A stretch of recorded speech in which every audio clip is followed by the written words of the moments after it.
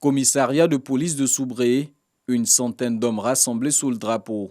Ces éléments, issus de la police nationale, d'Interpol, des eaux et forêts et de la gendarmerie nationale, attendent les consignes pour une mission spéciale. Travailler avec professionnalisme. C'est-à-dire, nous aurons en face de nous des enfants que nous allons retirer des différentes plantations, des différentes activités. Que cela se fasse avec le plus grand respect. Cette opération s'inscrit dans cette volonté de réduire la lutte contre le travail des enfants, surtout en zone cacaoyère. Top départ de l'opération Nawa 2 menée par le Comité national de surveillance des actions de lutte contre le travail des enfants et la sous-direction de la police nationale chargée de la lutte contre la traite des enfants et la délinquance juvénile. Objectif, retirer les enfants victimes de travail dans la cacaoculture et d'autres types de travaux dangereux. Répartis en 3 groupes, les équipages vont investir les contrées des localités de Yabayo, Upoyo et Meagui.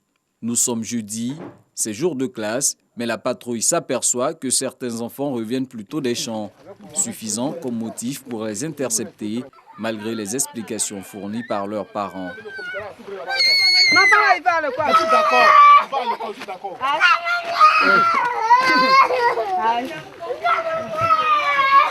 La traque se poursuit, les forces de sécurité parcourent, bas-fonds rizicoles et champs de cacao. À chaque prise effectuée, un message de sensibilisation est lancé à l'endroit des parents. Vous savez qu'un enfant doit aller à l'école forcée, non? L'école, c'est obligatoire pour les enfants. De 0 à 16 ans, en Côte d'Ivoire, l'école est obligatoire.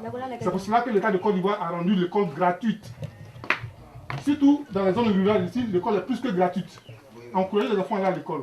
Le cacao, ça nous fait vivre nous tous, mais les enfants ne doivent pas travailler là-dedans. Vendredi, deuxième jour de l'opération Nawa 2. En plus de la cacaoculture, d'autres types de travaux dangereux pour enfants sont dans le viseur. Des enfants sont aperçus dans des rizières, derrière des troupeaux de bœufs et dans des ateliers de mécanique. Au terme de cette randonnée, le bilan de l'opération fait état de 108 enfants victimes sauvés et 24 personnes interpellées.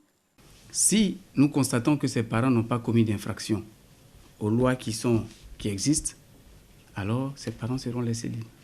Mais si nous constatons que ces parents ont commis des infractions, même s'il s'agit de leurs propres enfants, ces parents seront sanctionnés, suivant les procédures qui existent. Donc, je voudrais aussi préciser que la chancellerie estime que c'est la tolérance zéro. Le temps des enquêtes, les victimes recueillies sont prises en charge ici, au centre d'accueil pour enfants en détresse de Soubré.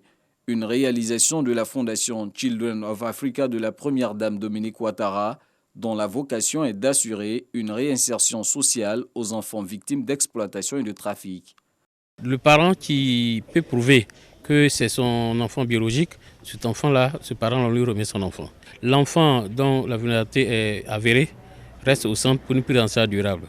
La présence d'un enfant peut aller jusqu'à 9 mois, le temps de cerner tous les contours de la chose, le temps que l'enfant commence un bon apprentissage des métiers et en le réinsérant, nous le suivons sur 3 ans. Vous voyez. Donc s'il passe 9 mois au centre, il passe pendant 3 ans, on le suit, ça fait presque 4 ans, on suit l'enfant forcément, on peut lui offrir des alternatives. Depuis le début de l'année, la section de tribunal de Soubré a connu un seul procès lié au travail des enfants. La procédure s'est soldée par une condamnation à 20 années de prison ferme pour la personne inculpée.